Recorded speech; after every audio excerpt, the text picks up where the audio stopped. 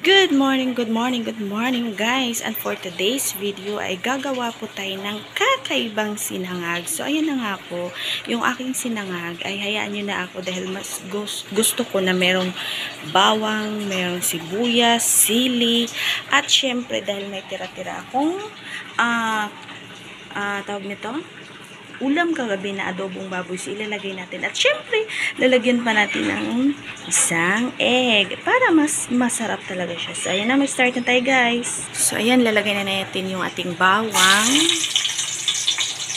hanggang sa magiging brown siya. Haluin lang natin ng konti. So, ayan, brown na. Ilagay naman natin yung ating sibuyas. So, diba? Mas masarap na sinangag yan guys. Kakaibang sinangag. Okay, next naman natin yung sili. Diba? Sa mga gusto ng siling red, pwede rin naman yon. Mas maanghang lang. So, ayan, medyo naluto-luto na yung sili. Lalagay naman natin yung ating karne na tira-tira. So, ayan, ganyan lang siya guys. Diba?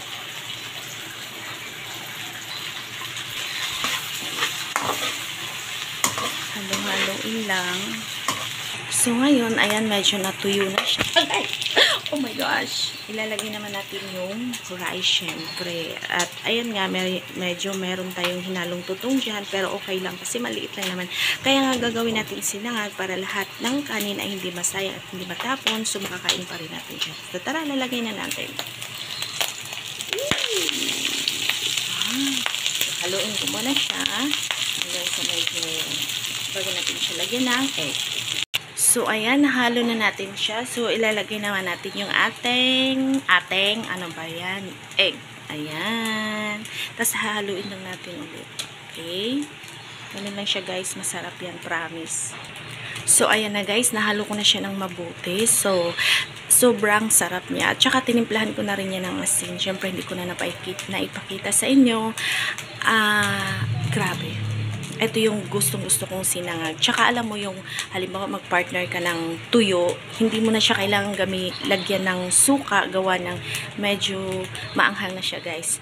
Parang mentol sa lalamunan, ganun. So, ayun lang guys. Kung gusto nyo gawin to, try nyo. Para malasahan nyo din kung ano yung masarap. Dun sa bawang or ano ba, lang ang nilalagay. So, ngayon, kakain ako, guys. Tara, samahan niyo ako, guys. Wow! Ang sarap, diba? Oh. Sinangag with, tawag nito,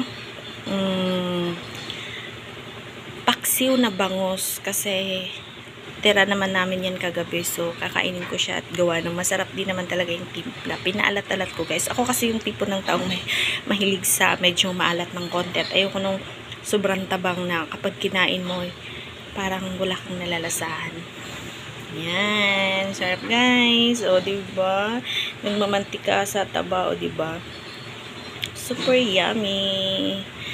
Thank you for watching, guys. Bye!